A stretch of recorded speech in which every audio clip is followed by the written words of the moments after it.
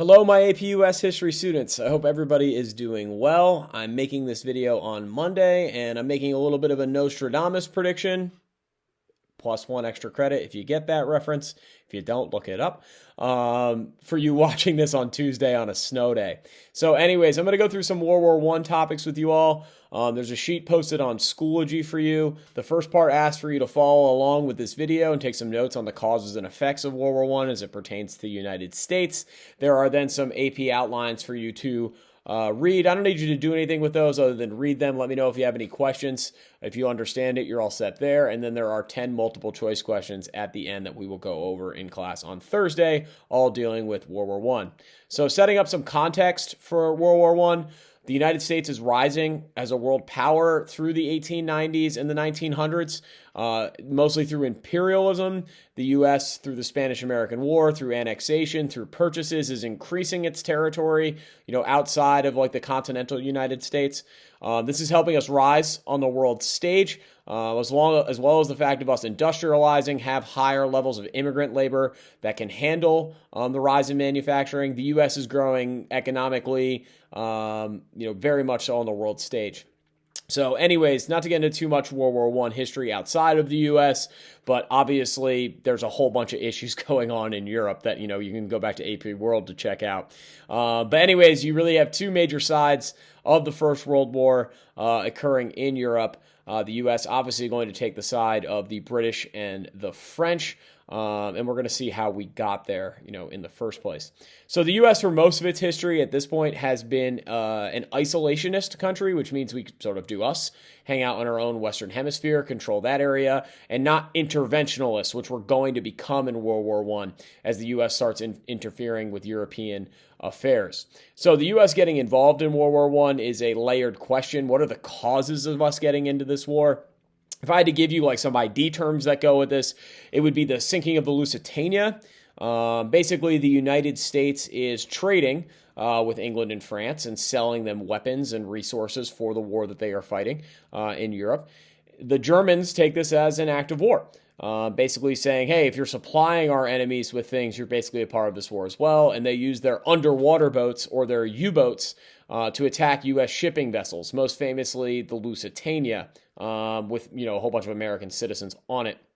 So anyways, the U-boats sink the Lusitania, which does start rising some support for us to enter World War I. It's not the direct cause because it does take us 2 more years after the Lusitania is sunk for us to join the war, but continued activity of the German U-boats attacking U.S. shipping is definitely a major cause for us. Another major cause of the U.S. getting into World War I, another ID term, is the Zimmermann telegram. Essentially, the Germans sent a message to the Mexican government, which was intercepted by the U.S., essentially asking if Mexico would be willing to start a war in the United States with the promise if, Germany ends up winning, World War I, they would give Mexico back Arizona, New Mexico, and California. How much is real with this? How much is fake with this is, still historically up for debate.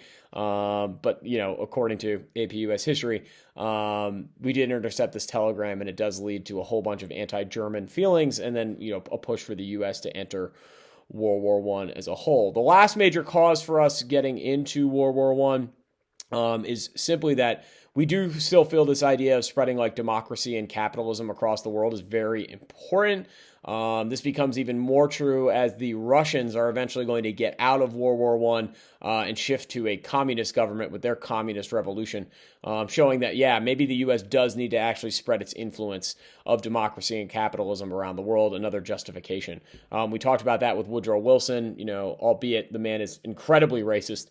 He does also see himself as a type of a savior figure, and you can see that in his post-war policies.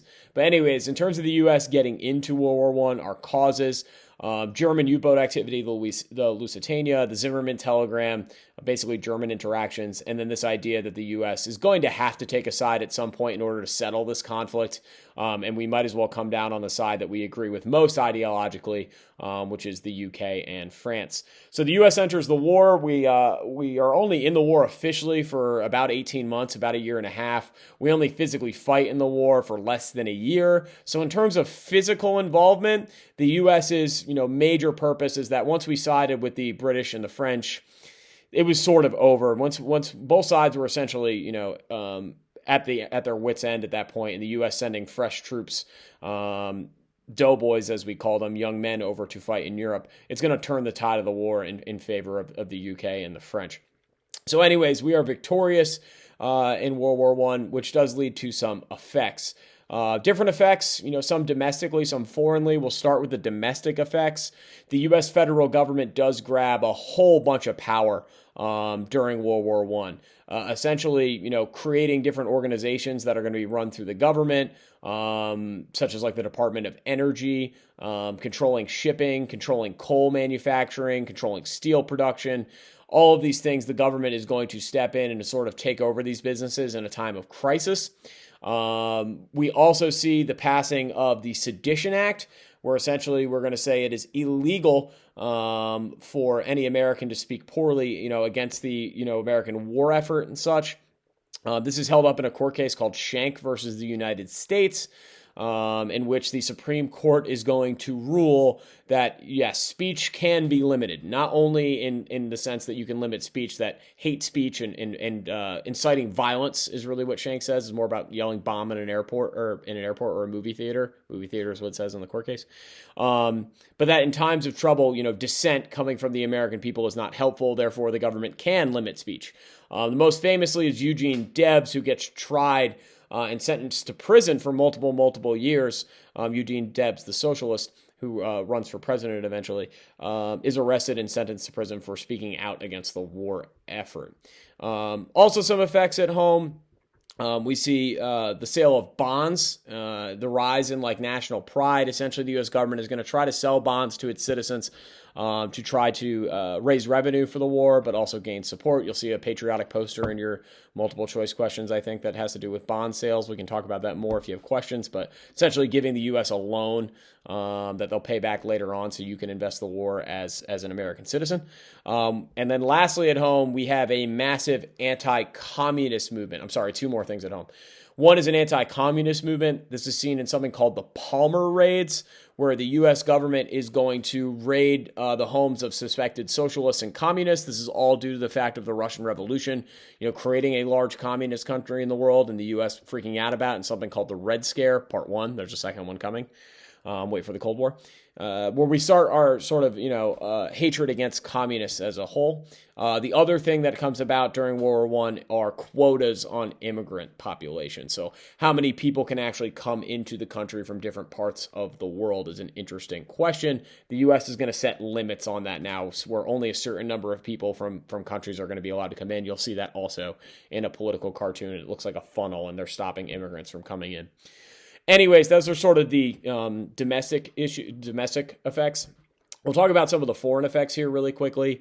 Essentially, at the end of the war, President Wilson is picked to lead the Treaty of Versailles, which is going to end World War I.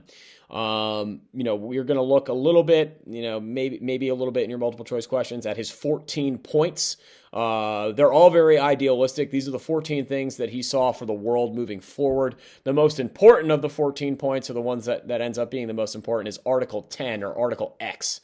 X in the Roman numerals is 10, which says that there's going to be a League of Nations. It eventually becomes the UN much later on, post-World War II, but the U.S. does not join the League of Nations. Our Senate blocks it. Essentially, the Senate thinks that, we've had this whole history in America of not intervening in Europe, not intervening in world issues and affairs, that the U.S. should go back to isolationism after World War I, which we do.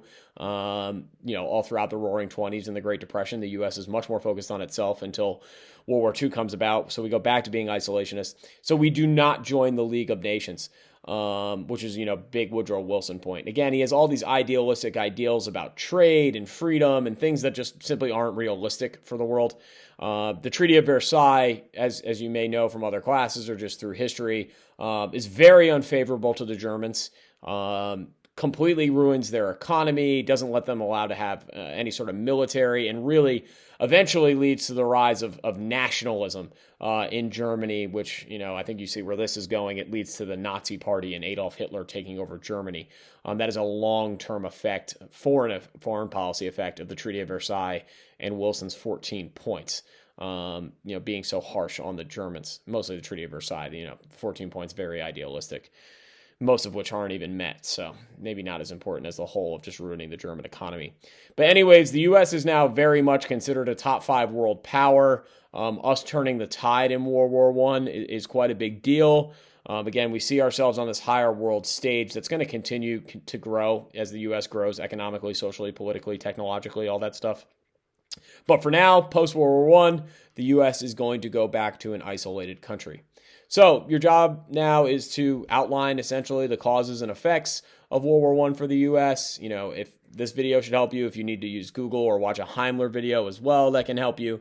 That's fine, and then go through the rest of the sheet.